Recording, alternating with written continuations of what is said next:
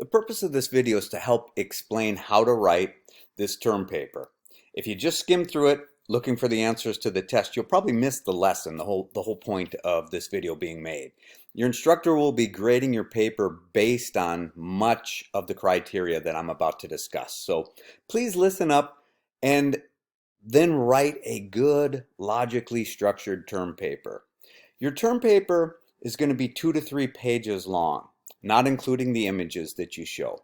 So a term paper this size will just have a single introduction paragraph that contains a 1-sentence thesis statement and is wrapped up at the end with a 1-paragraph conclusion.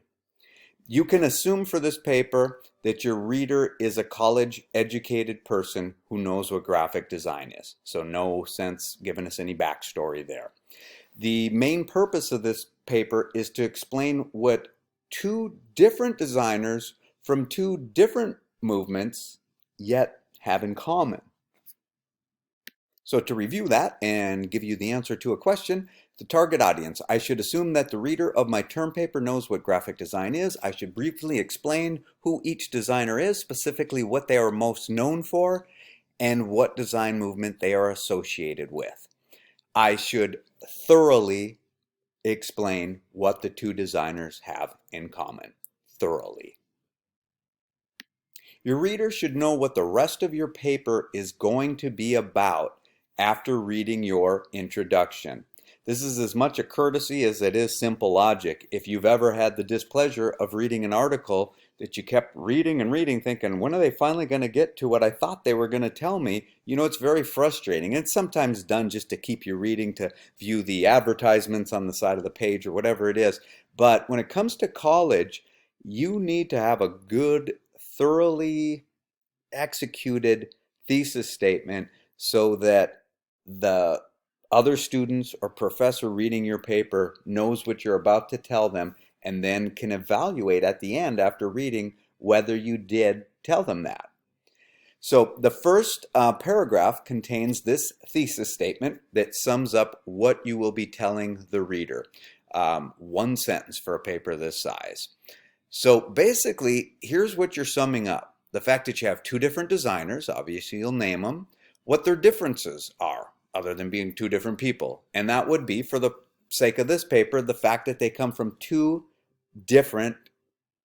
totally different design movements. So you're basically saying 2 different people, 2 different movements, yet there's a commonality here.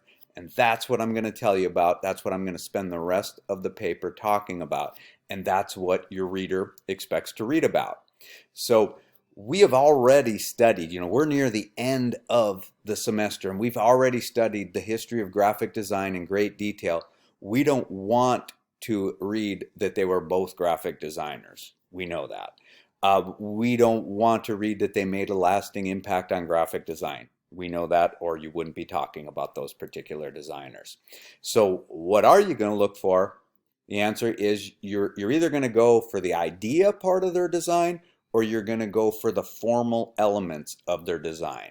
So the formal elements would be a similar look, style, and then the idea part would be the concept or the purpose of the design.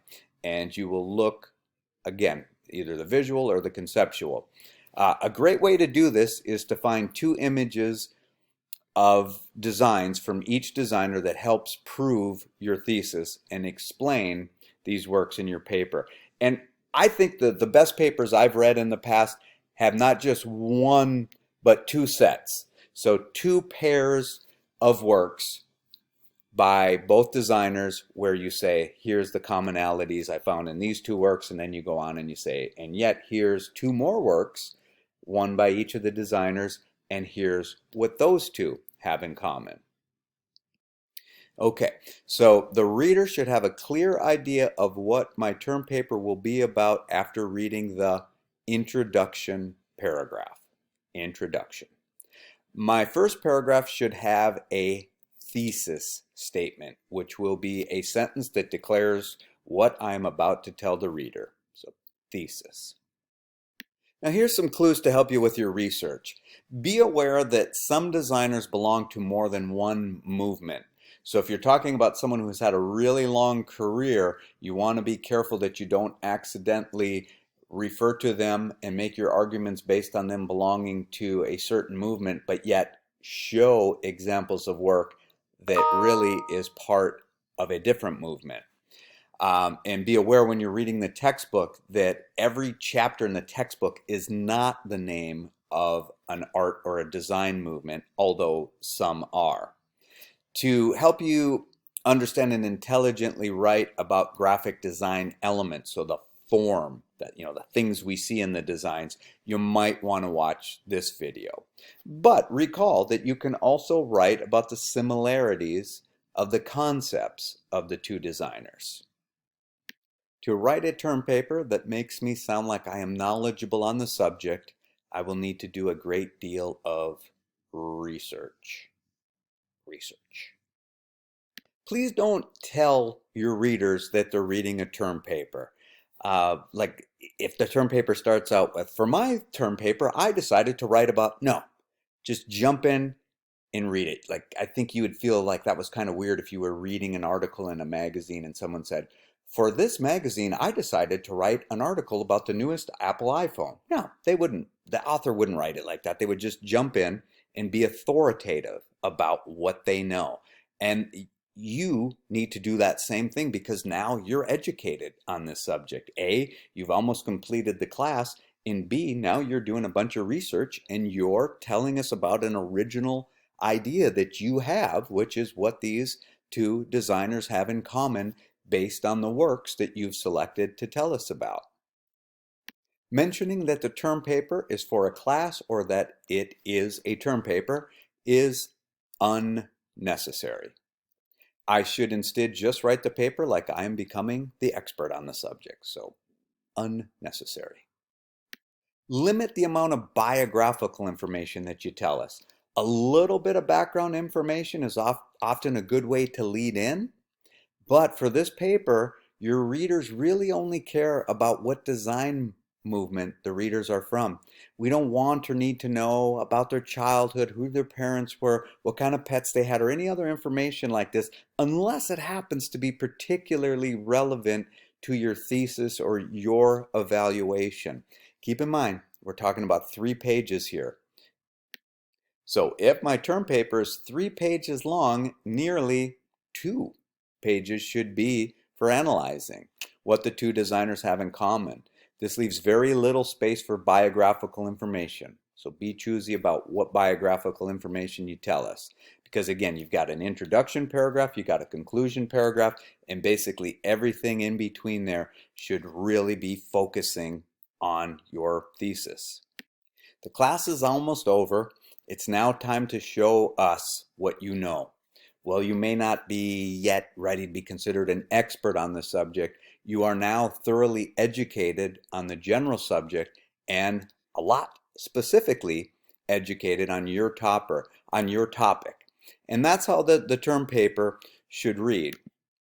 So a thesis that argues that the commonality the two designers have in common is that they're both graphic designers or that they both made a lasting impression on the history of graphic design is completely unacceptable at this point in my education. So unacceptable. These last 2 questions just serve as a way of me wrapping this up as a conclusion. So this is not a biographical term paper, so I should be very choosy about what I tell the readers about the background of my designers. So be very concise about what you tell us about the background of my designers. It's not about that. I will focus on commonalities that deal with the visual forms or conceptual aspects of the designer's work. That, these 2 things, that's what we want to see, somewhere between 60 to 75% of what we're reading in your paper, excluding the introduction and the conclusion. So if you include those in there, which are going to be really about that, it would be like 90% upwards would really be you telling us what those commonalities are that are either conceptual or deal with visual forms.